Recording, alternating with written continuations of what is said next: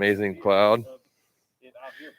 How's it looking now? We good? We good? We good? Awesome. Awesome. I'm coming out here to look at the sign real quick. How far out can I go? Good. We're good. We're good. Awesome. Beautiful. Something, yeah. No, you were fine earlier. I think you just had it right next to it. Oh,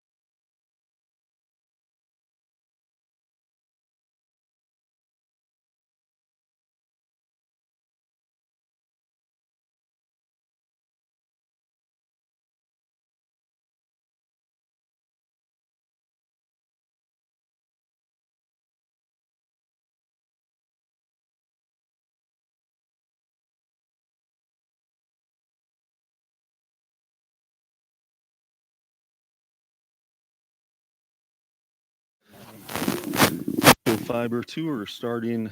I guess Corey, you're going to give us a countdown.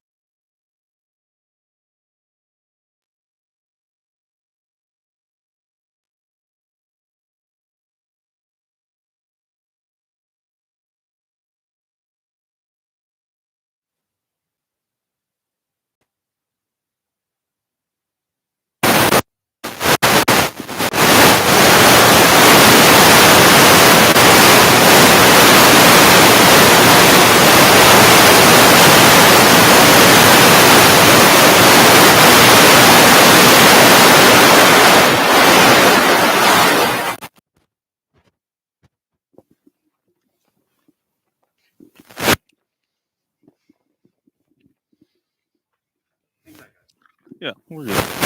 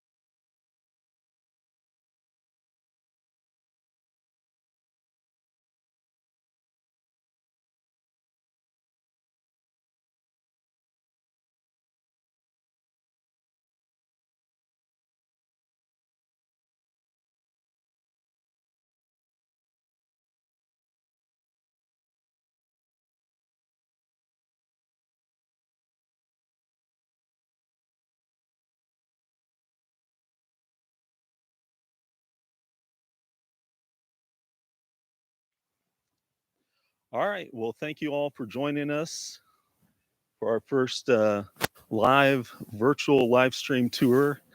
We're here in Georgetown, Kentucky today at the site of Ecofibre's new U.S. headquarters.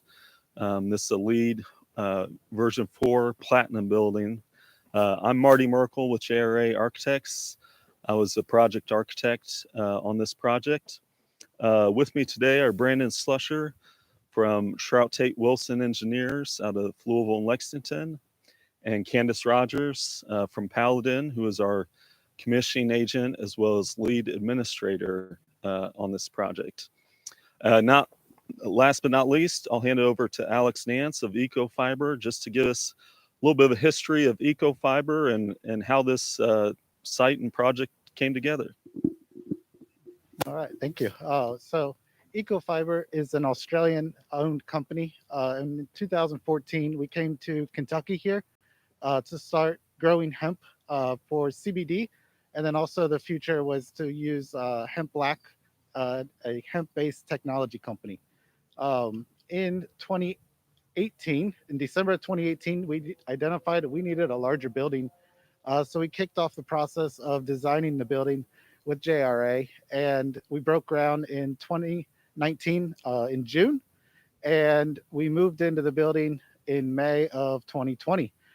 So very fast, and we're very excited to be here. Thanks, Alex. So like he said, this was a very fast-paced project, and JRA was excited to be a part of it.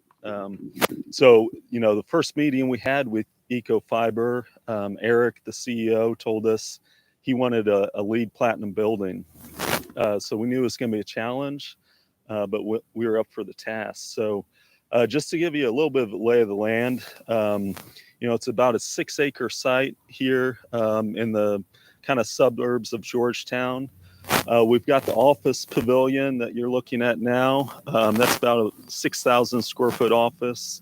And then part of our concept from the very first sketch that Colin in our office did was to have this spine that kind of ran down the length of the building and connected the office pavilion to the warehouse, which from here you really can't even see. And that was kind of intentional.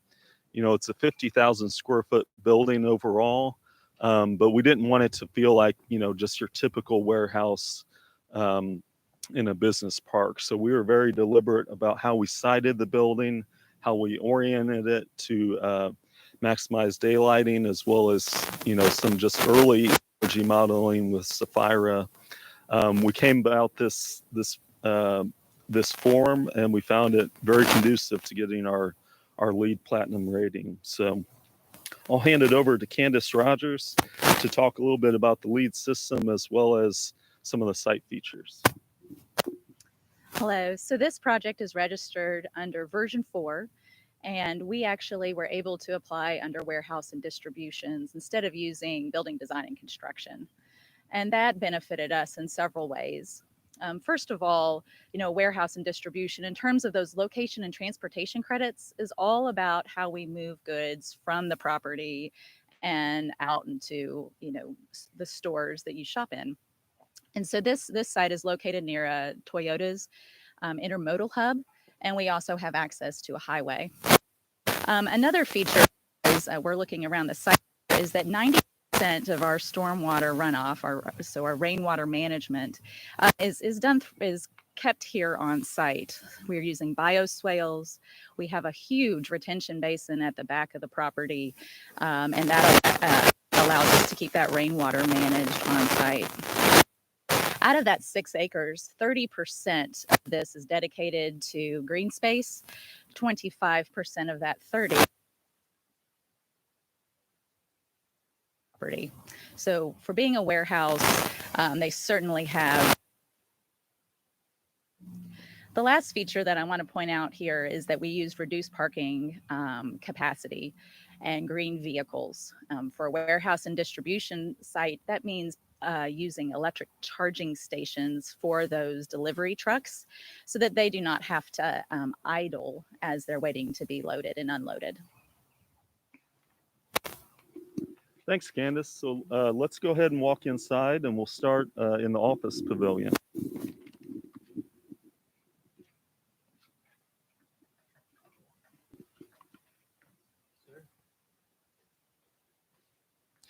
So as we're walking inside, this first glimpse is of the break room. We'll actually end the tour here, so I'll walk by there. But as we make our way around the corner, you can see the office pavilion here. Again, like I mentioned, about 6,000 square feet of space. And, we wanted to keep it really open and flexible was the main priority of Ecofibre. And so you can see kind of 360-degree windows around the space that contributes to our LEED quality views credits, as well as the daylighting gives great daylighting throughout the space.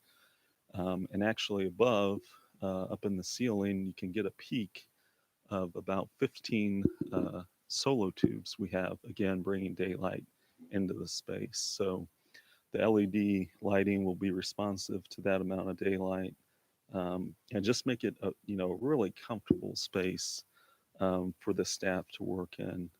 I think that's something you'll find if you ask any of the staff still working here. That's just a very comfortable building. The other indoor air quality and environmental quality that we worked on were the acoustics. So not too many people here right now after 5 o'clock, but I think even during the peak busy time of the day, you'll find it's a very quiet space.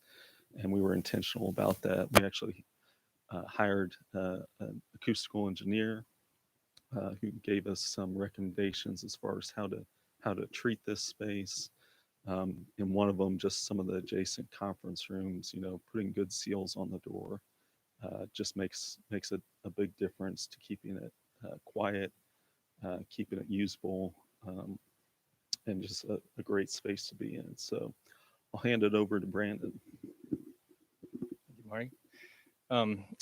Marty mentioned the comfort of the space. I'd like to focus on the lighting again. The interior lighting that was used in this space was designed to be as natural as possible and reduce things like glare and shadows. Also, two important key elements of lighting design is the quality and controllability of the system. So with regard to that, this is all LED lighting throughout the building. And they are they're included with dimming controls and a combination of occupancy and vacancy sensors throughout the whole facility. Lighting controls are also fully networked, which allows for central controlling of the system and programming by the owner. So they can now get in and change settings in the system as far as dimming capabilities, the percentage of the lights on in different zones, as well as time of day. And the exterior lighting also is provided with motion dimming controls. So at night, this campus is actually dark, which is also part of the LEED qualifications. So at night, this whole campus goes dark outside, and that's part of the LEED requirements. So the HVAC system, that's the part you can't really see in here, and that's also intentional. But it was optimized to meet all comfort factors for temperature, humidity, and airflow, air movement in accordance with ASHRAE standard 55. He just panned past it, but also out beyond the parking lot and part of the parking lot outside. What you also can't see is 100 geothermal wells, each of those with a 300-foot bore depth. And to locate those, we had a thermal conductivity scan performed on the site before anyone showed up to start turning dirt. They gave us profile views of the subterranean makeup down to 400 feet below grade. And that helped us determine where we wanted to locate the wells to maximize connectivity of that, and also to coordinate with other items like a future hemp crop area that will be planted back through there. That led to an interesting discussion. We've never had agriculture or any types of crops grown over top of a geothermal well field. And one thing, if you know anything about Kentucky and geothermal, we do reject a lot more heat into the ground than we pull out on an average year. So over time, that ground temperature can start rising. So how does that affect the crops? We had to talk with the people at Ecofibre and determine if that was a concern. We found that no one actually knew. So what we did is we reoriented the field again, turned it 90 degrees so that only half of the well field is on top of or below the hemp crop area that was proposed. So now we'll be able to see over time if an increased soil temperature does have an impact at all on the crops. And that was also part of our design throughout. And last but not least, the HVAC systems throughout the building, as part of lead requirements and also due diligence, are all tied into a DDC control system. The owner's been trained on that. They can get on there at any point and change set points of the spaces throughout the facility, turn fans on and off, and it is also simple and intuitive. And that's something the owner can probably attest to. The graphics that were provided on here and that were commissioned have allowed them to maintain accurate control of the system. And I'm going to turn it back over to Candace, I believe. So to achieve LEED Platinum, we received 81 of the 80 required points. And that was a constant battle with a scorecard of, kind of a little bit of chess, of always evaluating where we stood, what options we had available to us. At the end of the day, all of our design and construction credits were awarded, which is something we're very proud of. But that didn't come easily. And it started with using the integrative process where we met together, discussed sustainability goals, look at those early Serafina models that Marty was talking about, looked at the LEED scorecard, talked about how we were citing and using water, and then we didn't slow down that rhythm. We continued to meet, we continued to discuss. The construction manager was part of everything from day one, and that really made a difference in being able to successfully get all 81 points that we were targeting. So now we're going to look at the spine here. Yes. So if you haven't noticed, the building was designed to be a showpiece for the company. And so we've taken this opportunity to really showcase the 3 main brands that are owned by Ecofibre. First, we have Ananda Health here, which is our CBD-based business, making ingestibles, dietary supplements, and cosmetics, using CBD grown here in Kentucky, extracted and then bottled here on site. We also have Ananda Food, which is our Australian company, and they're growing the hemp for seed to make seed oil, vegan protein, as well as a plant-based flour. And we actually have that hemp seed used in our products to allow for the full traceability that's required in the dietary supplement world. We also, the main purpose of building this building was to house Hemp Black. And Hemp Black is a textile innovation company that is looking to really promote sustainability and using the renewable resource of hemp to replace what's commonly used in the petroleum industry, and also to achieve great product, sustainable product and sustainable inputs. And so traceability is very key in our products. So throughout the gallery here, we have windows that lead into our manufacturing spaces that really showcase how we do things and to really prove that we are operating in a sustainable and safe environment. And then lastly, throughout the gallery here, we have the history of hemp. So hemp was here before us. We are now part of it. And we really want to showcase the future of what hemp can be throughout the entire world. So in the windows, we have displays of our existing products, as well as a history of hemp law. Thanks, Alex. Great overview of the kind of history of hemp and the different products. You can see a few more highlights over the years. And as we look outside, another, just design feature of the building, wanted to make sure we had a social gathering space on the outside. So we've got one out front that after COVID is over, hopefully there can be cocktail parties and, after evening events. So I think this will be a great space for that. And you can get some sense from the interior even, but, again, we have these 3 main components of the building. You can see the office in the background there, and we just walked through the spine that gently slopes down. We've got about a 6-foot difference between the office pavilion and the warehouse pavilion. And so that actually helps us manage our rainwater. We're actually collecting quite a bit of it off of this center spine. And I'll let Brandon talk a little bit about what we do with that. All right. So let's talk about water efficiency of the building.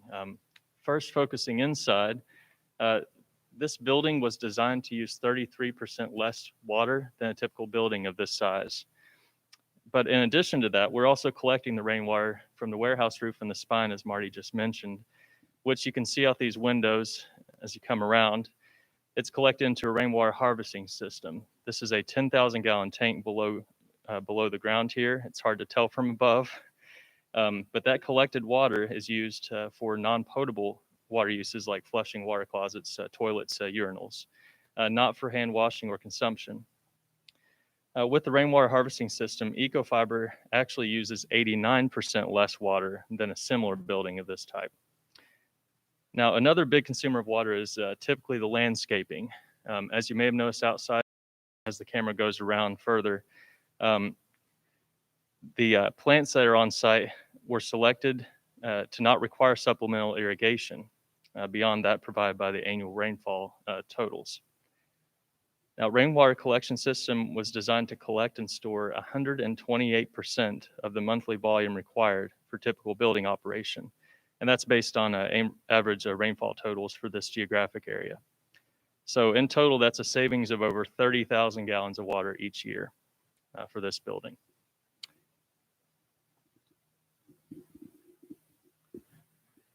So another key aspect of the goal of the building was to incorporate hemp into as many possibilities as we could.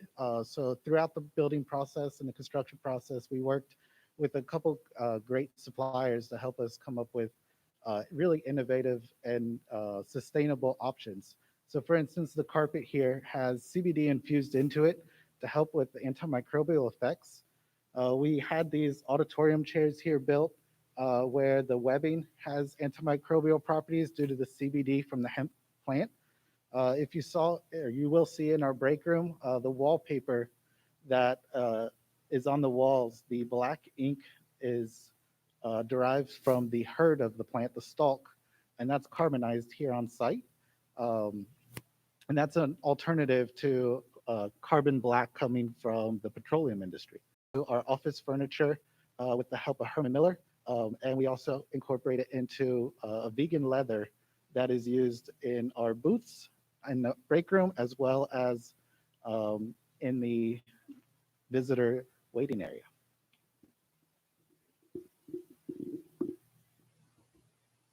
One of the design strategies that we had, or lead strategies that we had, was to try to get as much of the design to do the heavy lifting for our LEED Platinum certification.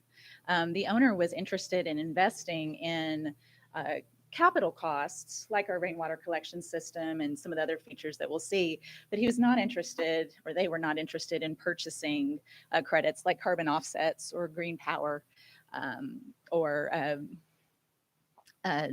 donations to protected habitats. And so that left about 12 credits or 12 points, which were still in the wheelhouse of our construction team. And one of the things I wanted to share is just how essential having a good construction manager, a good lead partner in that effort is. The version 4 materials and resources, low emitting materials credits have dramatically changed from 2009. Actually, for those credits, we upgraded to version 4.1, which has, for example, the number of environmental product declarations required is 20 instead of 40 under version 4. With that, Codell, our construction manager, was able to achieve all 12 points that we laid out for them. And so that's really an important lesson learned that we had from this process. Thanks, Candace. So as we walk through the warehouse here, you know, a fairly typical warehouse manufacturing, a lot of storage racks. But what's probably most atypical is what you're seeing right above us, which is 48 solo tubes that daylight the space. And you can see now that some of the production day is done, they're able to turn off the artificial lighting and just use the daylight from the solo tubes. So that was another design opportunity, another challenge actually in our lead documentation. You know, solo tubes are a great product to kind of really catapult the light down into the space. But it's not terribly easy to model that in a lighting design program. They're usually used to just you know, your typical artificial lighting. So we worked with the manufacturer and came up with, you know, an accurate daylight model that we could calculate. And so between the warehouse here as well as the office pavilion we looked at before, 57% of our regularly occupied spaces have daylighting, and we're pretty proud of that. Obviously, in this space, we're relying on the solo tubes. We have those all, but you have the, you know, typical window. Really, for a warehouse like this, you know, even as you look down the racks, we must have just set off a motion sensor, but before it was very well daylit, even with no artificial lighting on. And so another factor of our lead documentation was just recognizing that we needed, you know, pretty light colors in this space that contributes to your lighting quality. And so we have about 75% reflective walls. We have 83% reflective roof deck above, and that averages out with, you know, a darker 31% reflective floors. And all of those contribute all, you know, as an average across the building to contribute to our lighting control, lighting quality credits. So probably one of the other features you'll notice are the big ass fans, and that's my cue to hand it off to Brandon. So when we talk about big ass fans, they're not just for looks, although they do stand out. As you can see, I'm turning overhead. They were incorporated into this design to allow us to raise the dry bulb temperature of the space. So instead of having a space that would normally be comfortable at 74, 75 degrees, we pushed that up to 78 to 80 degrees as an active set point when the space is being used. We're able to do that because these fans are providing convective cooling on the occupants below, and there are even some throughout the aisles, and they're positioned just so, based on a CFD model, a computational fluid dynamics model that was performed during design. And that model showed us where the fans needed to be located in order to maximize the airflow on the floor and allow us to raise that set point, which saves energy for the owner. I'm going to hand it off to Candace. So I've been told to mention that if y'all have questions, this is a message from Marty, that you are to type them into the comments and someone will let us know about them. The other thing that I will mention is that this building wasn't just constructed to be sustainable. Ecofibre really has a commitment to operating it sustainably.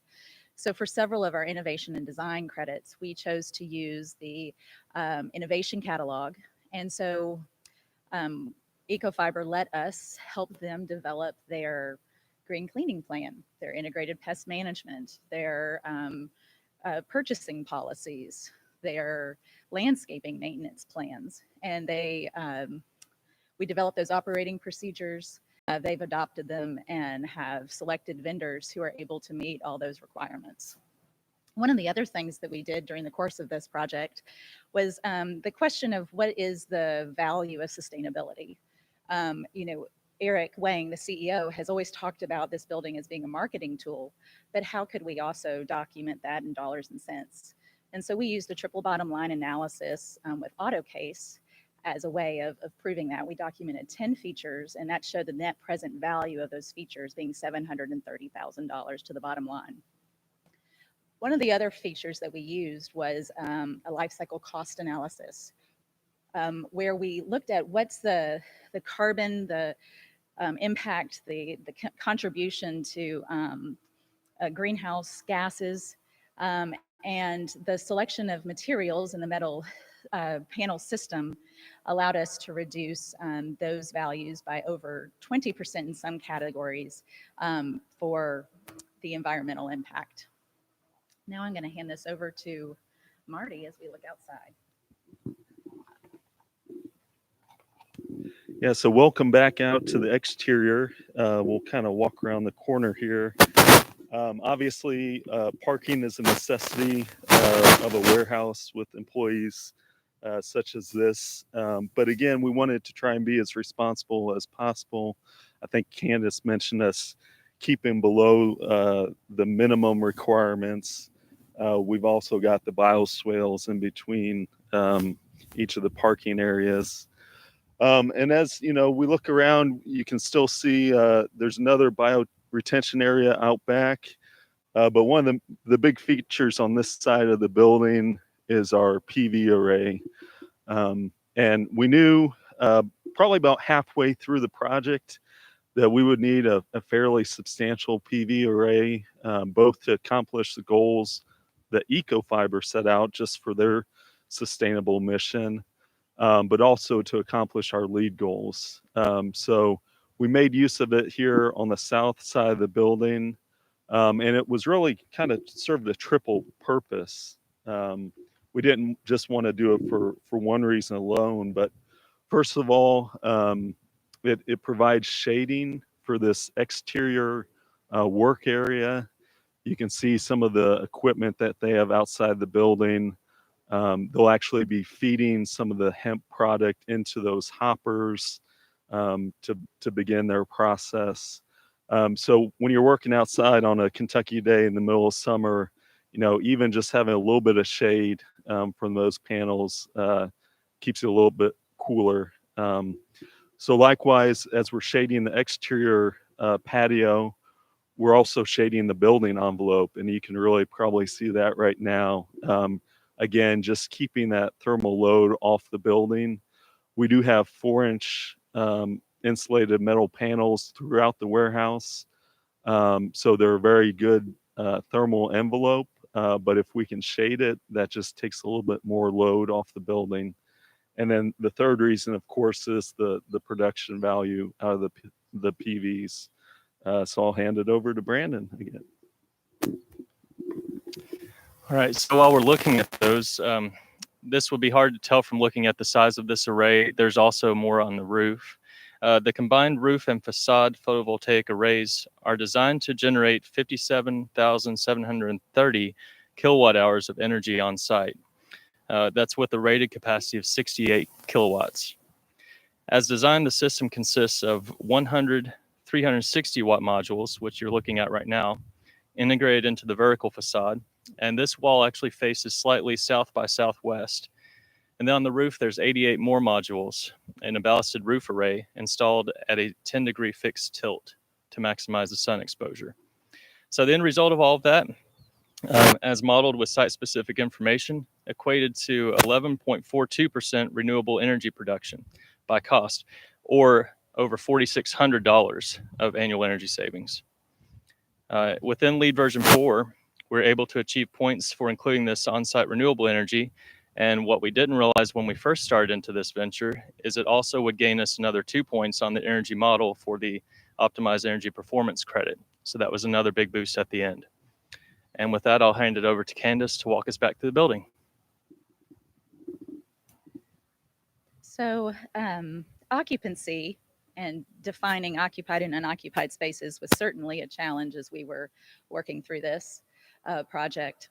You know, typically with your building design and construction application, that's very well defined. But in a warehouse and distribution rating system, there's a little bit more leeway. So for example, our whole warehouse is considered not regularly occupied.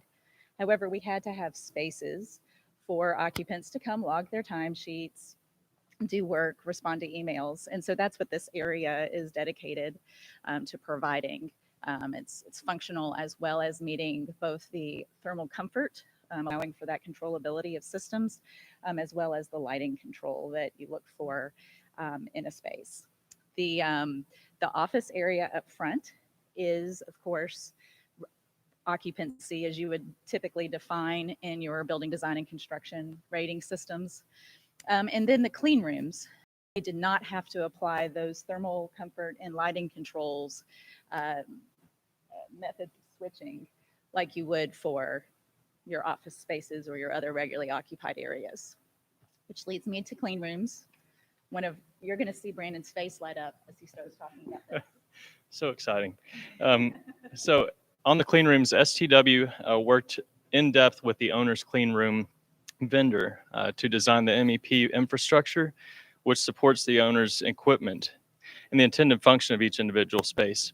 But due to the nature of this equipment, and he's going to peek in there right now, there was no way to simply go online and download cut sheets of all the equipment.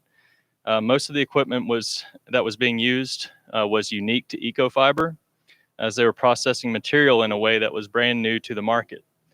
So STW, JRA, and Paladin toured the existing facilities as we started out the design process to review the equipment types and gather information pertinent to create a seamless design for the owner.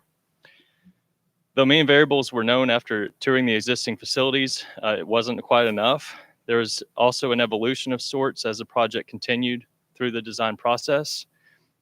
So the design team ultimately shared live documentation of all the owner equipment and tracked questions and answers with all parties to facilitate this collaborative effort. The clean rooms themselves were not originally designed with the required ISO rating either by the owner. If you're familiar with that term, we're talking about the cleanliness of the air in the space, basically. So STW then put our heads together with the owner and the clean room vendor to designate an ISO rating for the spaces. And that in turn gave us our requirements for the fresh air and the air changes for each space. In tandem with that ventilation requirement, though, the owner had selected exhaust hoods, which you probably saw as we passed by.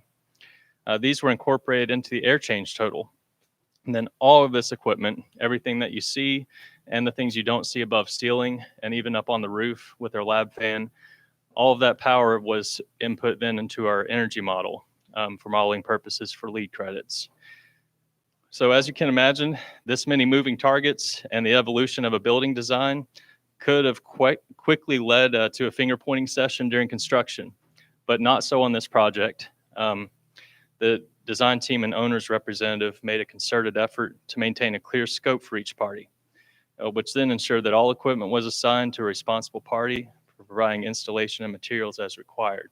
So what you see now is a working facility that involved a lot of hands. So since this is one of my favorite spaces of the whole building, we're going to take a second look through the gallery. And again, you can just see really simple, kind of affordable materials. Obviously, we're showcasing some of the owner's products, whether it's the healthcare products or the fabric and textile products, whether it's the food. We've all been wearing our hemp black masks today.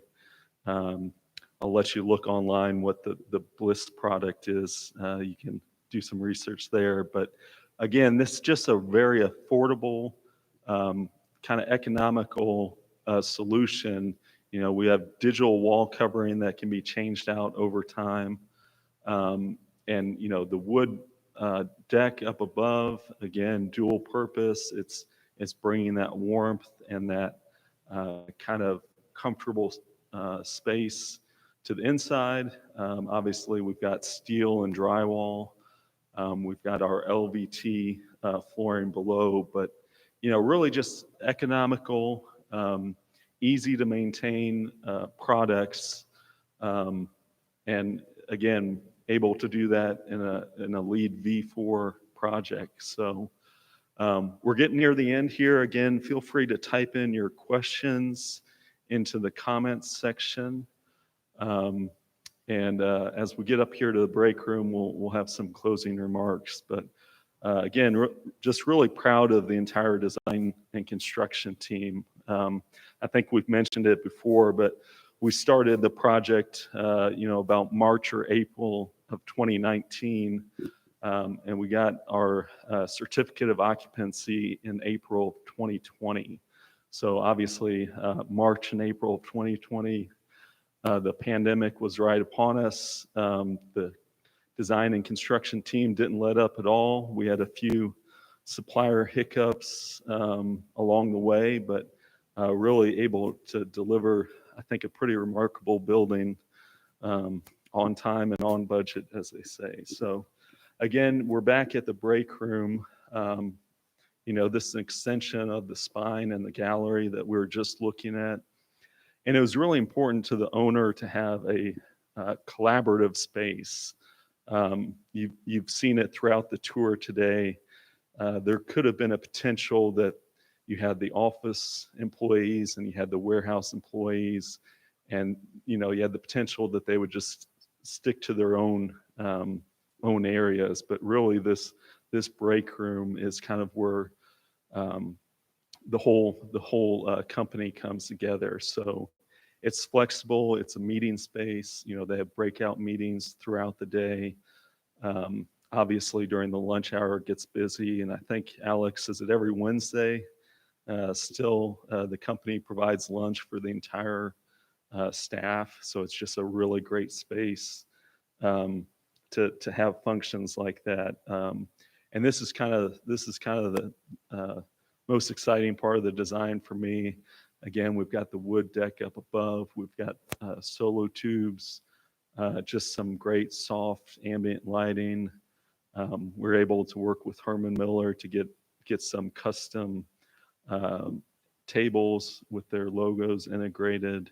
And I think it'll just long-term be really flexible, great space for the whole staff to use.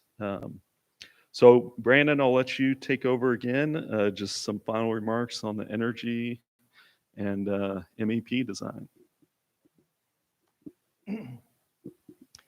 Okay, so this is the part that Marty kept saying was going to be the most exciting part of the whole tour. I'm not certain of that, but I will say that to reduce the dependency of fossil fuels, Ecofibre had a dual strategy of both reducing how much energy we use in the building and then also using renewables to offset that amount. So in total, the energy savings over the ASHRAE baseline building was 47.2%, and that includes renewable energy resources. So a lot of people may think, well, we just saw a bunch of PV arrays outside. We've got one on the roof that you didn't even see. So what was the actual savings for the building? It was 39.2%, which is still quite high. This equated to a total annual energy cost savings of over $30,000 for the owner, which was a pretty big deal. I'm going to pass it back to Candace. So one area that we haven't really talked about is the commissioning. And we opted to pursue all 6 points, which includes enhanced HVAC, electrical and plumbing commissioning, as well as building enclosure commissioning and monitoring-based commissioning. And so, one of the things that I think is so important about that process is that, JRA and Trout Tate Wilson, Brown and Kubican, and Ron Johnson and Element, they designed this wonderful facility. And we need to verify that all these features work and that Ecofibre is able to operate them. I'm going to focus a little bit on some of the findings from the building enclosure commissioning. We did water testing of the windows to verify that there was no water infiltration. And during that process, found that several of the gallery windows did not have proper gasketing. So rather than figure that out when occupied, we were able to do that during construction while everyone was present and get that corrected. The other feature was the whole building air tightness testing that we performed at the end. And even with the metal panel systems and all the detailing, we failed and exceeded our maximum allowable air loss. So I think that was the detailing between the window and metal panel transition. Is that where that was occurring? Yes. So by just adjusting some of the installation details, we were able to get that air tightness test to pass.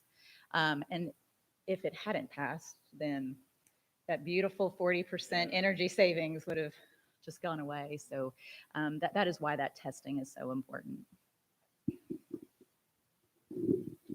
All right. Well, thank you again for everyone who helped make this happen today. I want to acknowledge our two sponsors, Shrout Tate Wilson and Paladin. They were a big help to pulling off this program today, both with their expertise and their sponsorship dollars. So thank you. And of course, I have to thank CKP Studios, who are our audio visual experts today. They're just a great resource. They're an AIA allied member. So feel free to look to them for your photography and video needs. Can't speak highly enough of them. And of course, Alex, thanks for letting us walk around your building today. Just a great facility. We're really proud of it. I don't know if there's any questions in the hopper yet, but if not, feel free to type them in the comments. Also, for all of you who are looking for AIA credit, please just type in your AIA number into the comments section. We'll get a record of that and get you your AIA credit. I've got your names and emails already, so just type in your AIA number and we'll get that recorded. But I'll throw a question out to the team, I guess. Brandon, obviously, this was a fast-paced project. And as you talked about, especially with the design of the clean rooms, we were kind of learning as we went. I'll throw you the classic question we always get in interviews. What was the biggest challenge on the MEP side that we encountered during construction? Communication. And that's one that that most people will tell you if they've been doing this long enough. That is the biggest key to a successful project. Fortunately for us, we had a wonderful owner's representative who came to our office all the way from Australia just to see us. But no, as Candace said earlier, and Marty as well, we had meetings and kept meeting. A lot of times you start off with good intentions, and then as you wear on in the design process, you say, well, we'll cancel next week's meeting. We'll meet back. No, there was no canceling of these meetings. We continued all the way through construction to meet together and to share documentation. On the clean rooms, we were sharing spreadsheets weekly at some points, sometimes more often than that. And those were being tracked by Ecofibre, SCW, JRA, Paladin. We were all in the loop on all of that. And then sharing information with the CM along the way to make sure that we weren't doing anything that was going to bite us on the back end of the project. So communication was the biggest struggle, but I think we also triumphed in that together. I think all of us worked well together. Candace, maybe I'll throw the same question to you as far as commissioning. And again, you are kind of dual purpose on this project, so either the commissioning side or the lead administration side. I think one of the biggest challenges we haven't fully recognized is that you typically hear about the tripod. You've got quality, cost, and schedule. And Eric, Ecofibre's CEO, wanted all three. So lightning fast project, complicated design with learning curve for all of us, especially on the sustainability front. And then, of course, the quality that they were expecting. So, sitting in meetings and constantly prioritizing those three elements on a regular basis. I felt like at times, it would have just been easier to say, all right, this point is too hard. This feature is too hard. We'll go to gold. And Ecofibre always brought us back to all three of those. And I think that was the biggest challenge to the project, was just maintaining, a full court press all the time. Yep. Sustainability, which is a question for the clients. When trying to pursue sustainability but not lead, where do you feel is the biggest bang for the buck in each area and the architectural?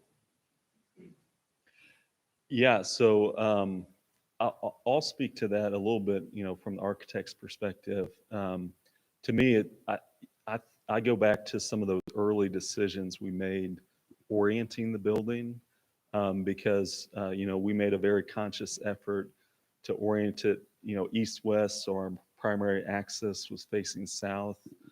We did test that somewhat, 15 degrees one way, 15 degrees the other. Um, and as soon as we got that orientation locked down, we already saw a dramatic decrease in our energy usage. And then we started really tweaking the amount of glazing. Honestly, we started off with probably double the amount of glazing you see in this building, and because of that, our energy costs were a little higher. So we just kept tweaking it down, and I think Brandon will tell you, if you have a good thermal envelope, you have good orientation, that makes a big difference of that 47% you were talking about. And so if you can probably see a little bit in the background, the office pavilion, like I mentioned, we have that 360-degree views, but the windows are only from 3 feet up to 7 feet. And because that's really where your humans are occupying.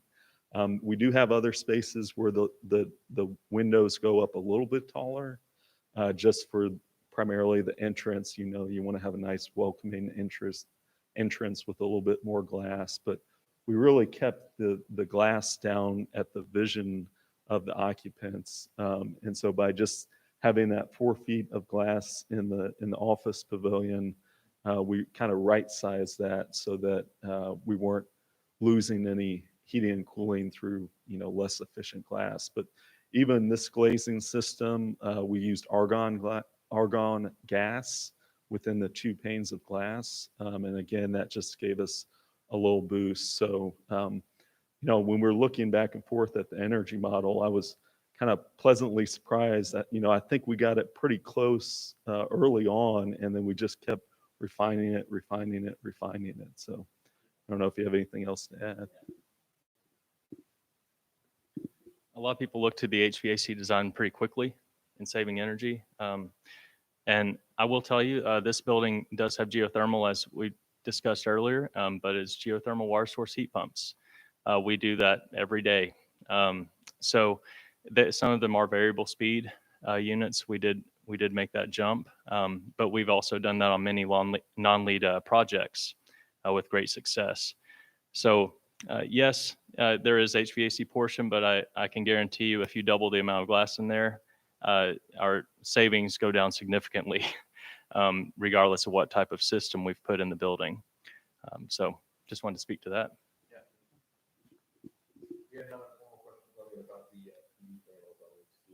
Great.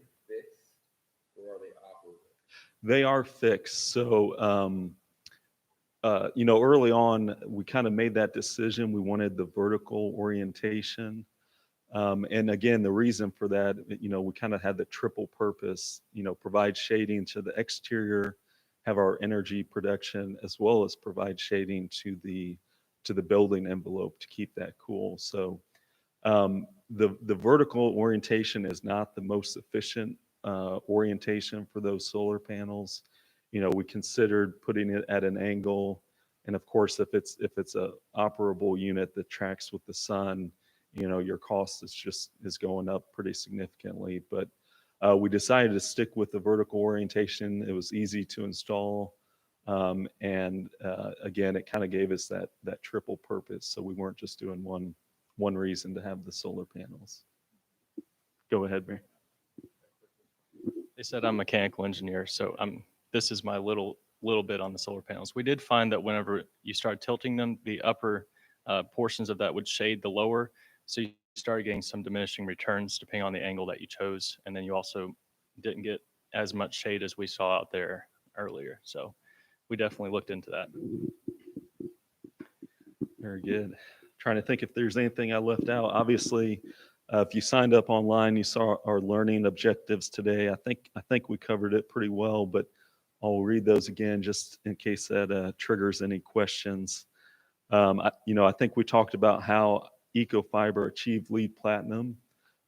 using kind of this new method to me. Again, I've done 3 or 4 LEED projects before, but I'd never done a warehouse and distribution center.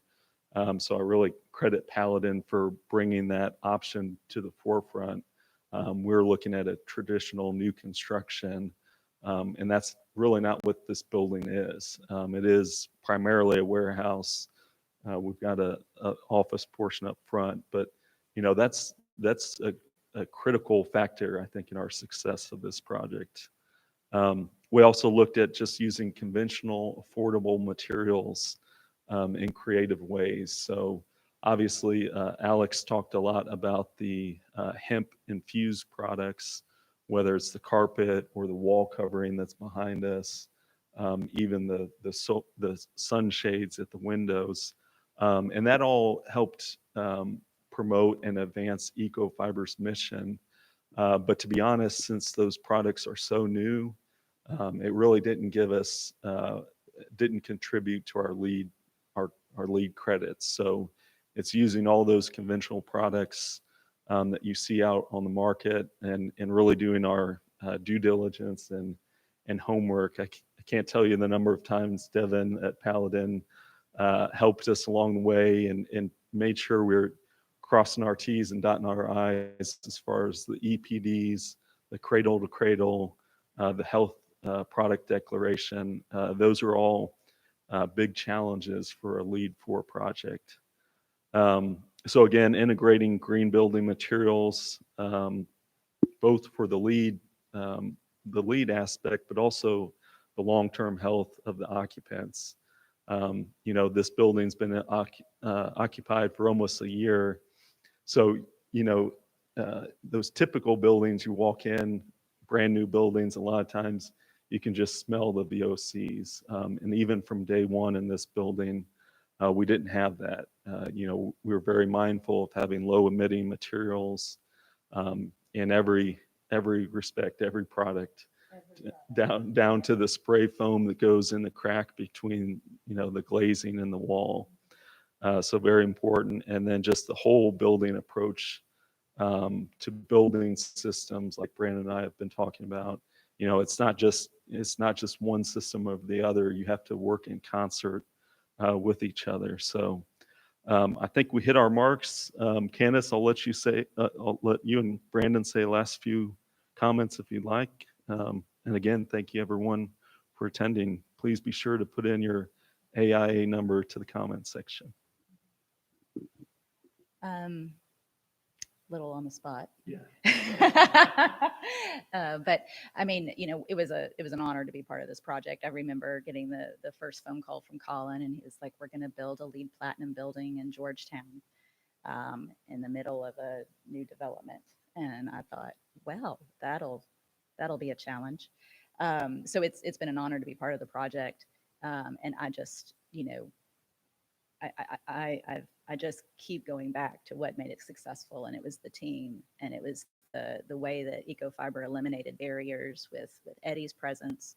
He was our project manager, and just with the support and endorsement and creativity that they brought, and then just your constant presence of we're going to work through this, and Brandon's creativity and the rest of the team. It was just a really wonderful project, and we had a great time too. So. And I'll just echo all of that, but also I think when it was brought to me, it was an 8-week design time or something that made me pause and wonder if I wanted to see if someone else would take it. But I will say, looking back on the project, I can't remember what our total design time was from the time we first met to the end, but it was very accelerated. But it did not feel that way by the end. The way that we kept on it and kept meeting, and there wasn't a week or two between correspondence. We just all got together and I guess got everything done the way it should be done, and still stayed within that design time window, which is very rare. I didn't feel very rushed at all throughout that design. So that's a credit to the project managers all around for making sure they managed it from start to finish. And again, as we've said multiple times, did not let up. And in a good way. So that's all I'd like to say. All right. Well, thank you all again for attending today. Thank you to Paladin and Trout Tate Wilson for sponsoring, and CKP Studios for their expertise. I think next month, actually, AIA CKC is back to an in-person tour. So check your inboxes for an email from Steve Goldstein on that. And I think we'll sign off here. And thanks for joining us. Take care.